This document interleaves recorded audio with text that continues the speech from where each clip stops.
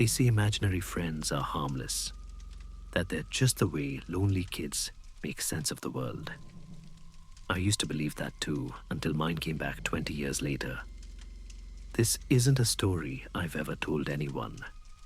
Not my friends, not my therapist, not even the police.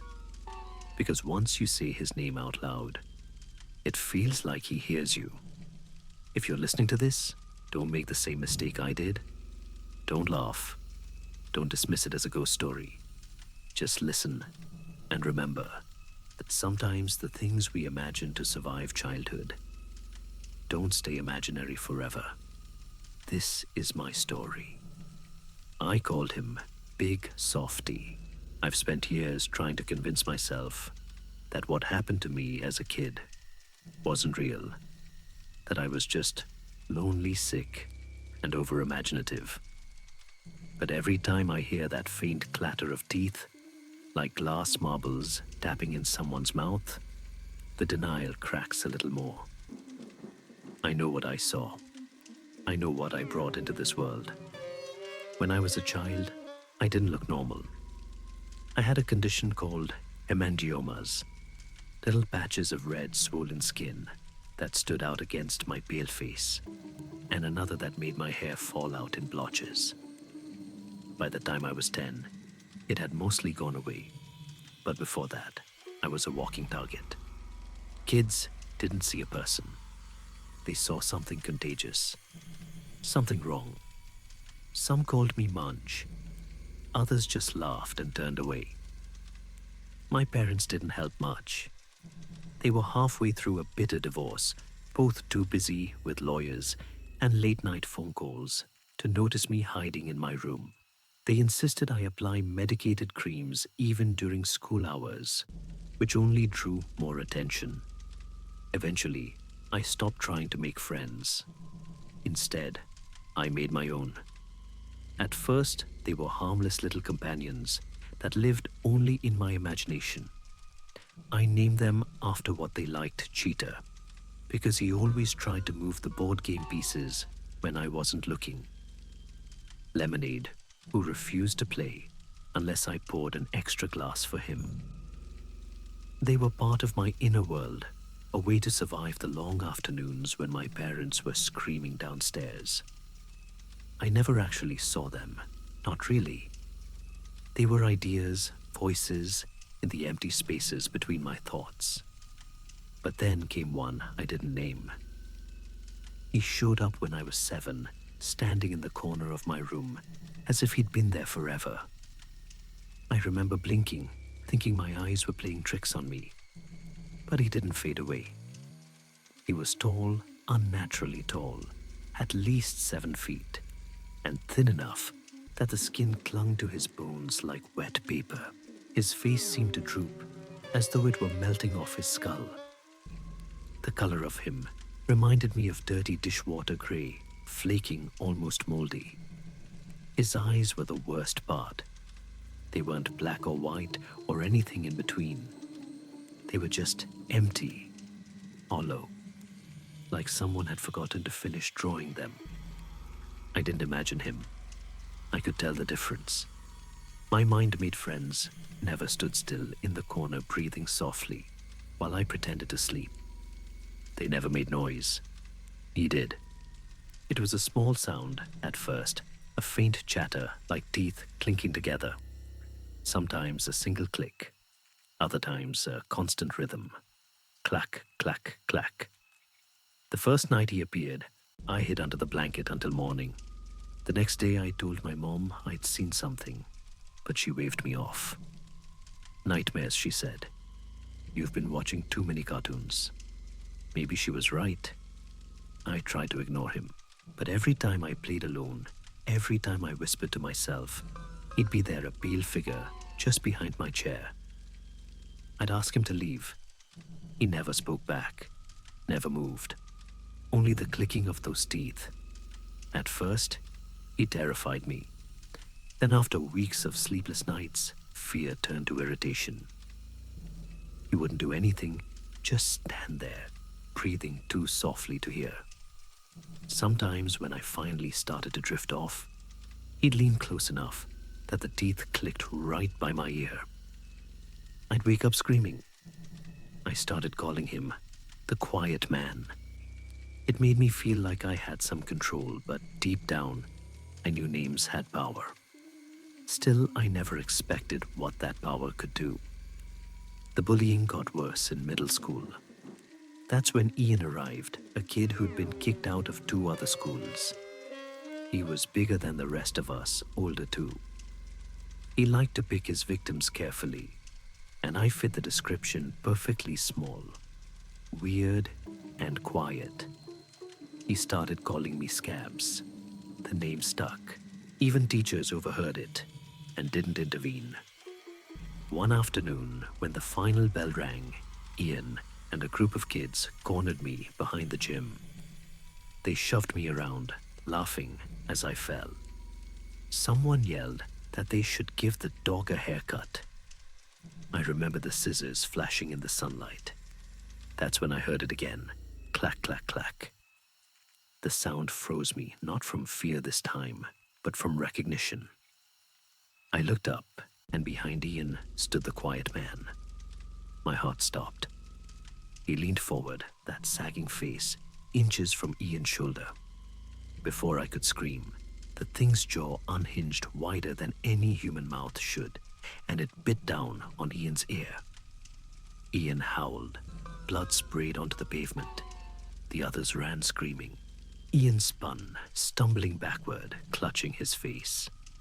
His eyes met mine, and for a moment, I realized he could see it too. He wasn't looking at me. He was staring over my shoulder, right at the thing. The quiet man just stood there chewing. I don't remember running home. I just remember the sound, the wet, slow grinding of teeth. After that day, no one bullied me again. Rumors spread that I'd snapped, that I'd bitten Ian myself. No one spoke to me, but at least they left me alone. Ian transferred out a few weeks later. His parents said he was traumatized.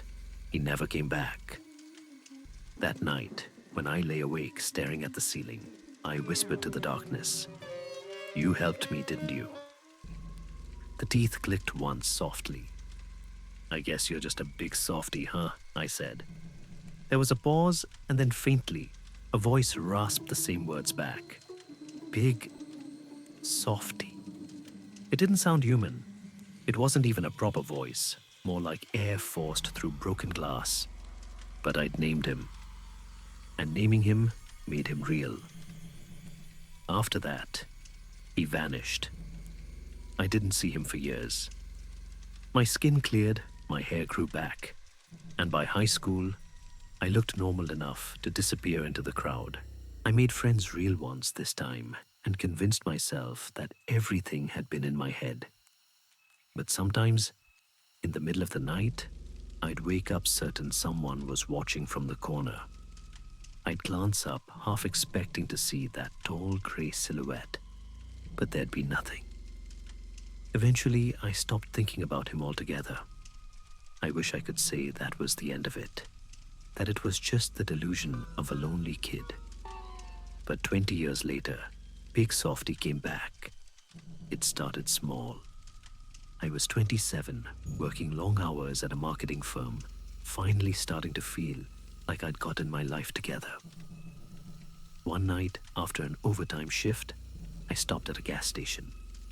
I paid for fuel, bought a Slim Jim, and chatted briefly with the tired cashier. When I turned to leave, I heard it again. Clack. Just one sound, but enough to stop me cold. I looked around. Nothing. The place was empty, except for the humming refrigerator and the buzzing light above the counter. I told myself it was just my jaw tightening from stress. But when I got back into my car and started the engine, the sound came again, faint and close, right behind me. Clack. I spun around, but the back seat was empty.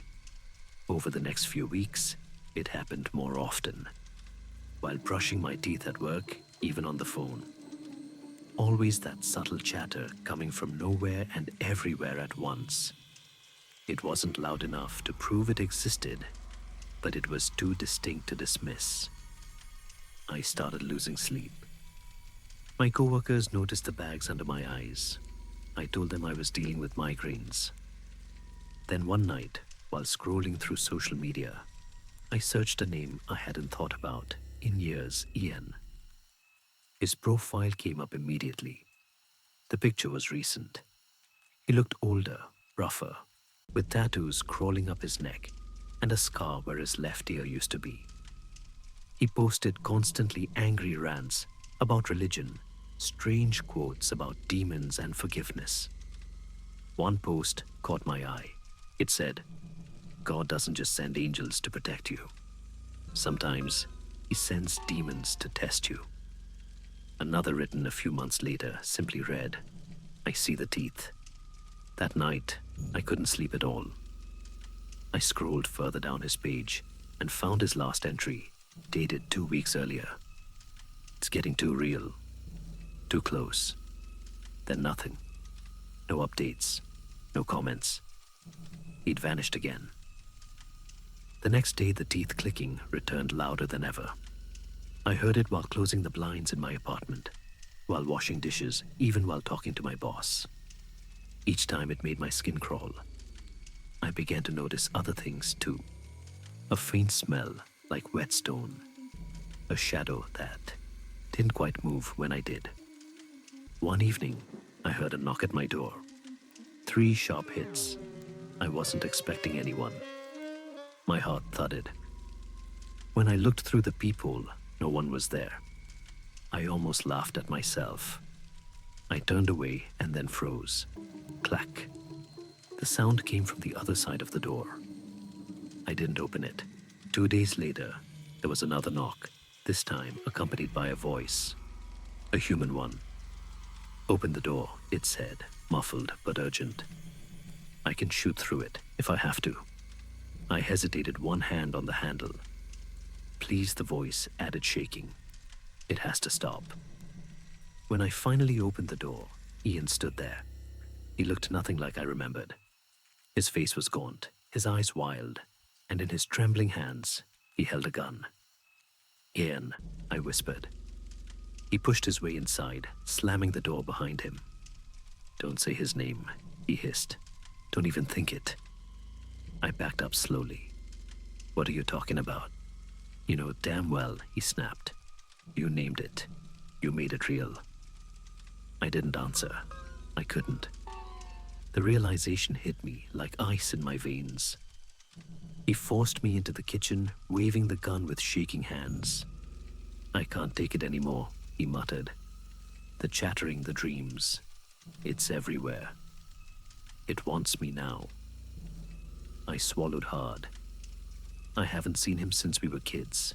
Ian laughed bitterly. "You don't see him. You hear him. And when you hear him, long enough, he starts to show up. Little flashes, reflections, corners of your eyes." He stepped closer. "You named him Man. You gave it a name. That's all it needs." I was about to say something, but then we both heard it. Clack. The sound came from the hallway behind him. Ian froze. Slowly his eyes widened as he turned. Standing in the dim light near the wall was a tall grey figure. It hadn't aged a day. Its head tilted slightly, and those empty sockets seemed to lock onto us both. The air felt heavy, thick with static. Ian aimed his gun, screaming, "Make it stop. Make it go away."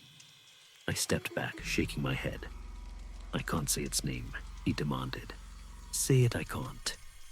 The creature took a step closer. The teeth chattered faster now, echoing off the tiles. Ian's breathing grew ragged. "Say it." I looked from him to the thing and whispered, "Big Softy." The clicking stopped. For a second, the apartment was silent. Then the creature moved. It lunged. Ian fired, but the shot went wild. The thing's jaw split open wider and wider until it clamped down on his shoulder. The scream that followed didn't sound human. Blood hit the counter. The gun clattered to the floor. I stumbled backward, slipping against the wall as Ian's body went limp. The creature didn't even look at me. It tore and chewed, methodical, almost calm. When it finally stopped, it turned its head toward me. The sagging face twitched, the sockets contracting, as if trying to see. "Name it," it rasped. I couldn't breathe. "Go on it," said again louder. "Name it." "I already did," I whispered. "You're Big Softy." The corners of its mouth stretched upward, forming something that could almost be called a smile. Then, without another word, it dragged what was left of Ian toward the door. The sound of scraping echoed down the hall until it faded completely. I sat there for hours, too afraid to move. When I finally turned on the light, the floor was slick with blood, but the trail stopped at the door. Outside, nothing. No body. No sign of anyone leaving.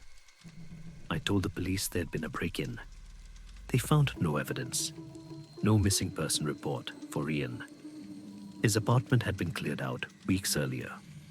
As far as anyone was concerned, he didn't exist. For a while, I tried to forget again. I threw away the rug, repainted the kitchen, changed the locks. But sometimes, late at night, I still hear it, the faintest little click, like teeth brushing together in the dark. I think about how it all began with a lonely kid who wanted a friend. How one careless name turned imagination into something real. I don't know where Big Softy is now. Maybe he's still out there walking among us, learning how to be something else. Maybe he's found another lonely soul to whisper to. But every now and then, I'll catch my reflection in the mirror, and for just a split second, I'll swear the mouth moves on its own, stretching into that same wet, sagging grin. So if you ever wake in the night to a sound, you can't place something small, something rhythmic, whatever you do, don't give it a name, because once you do, it remembers you, and it always comes back. That was years ago. The police closed the case. The blood was cleaned. Life went on. But sometimes, in the silence before sleep, I still hear it faint and close, the gentle chatter of teeth, as if something's smiling just beyond the dark. I don't think he ever left. I think he's waiting for me to say it again. If you hear the teeth too, don't speak. Don't whisper his name. Just keep your eyes closed and pray he's not already standing in the corner. Because once you name it, it remembers you.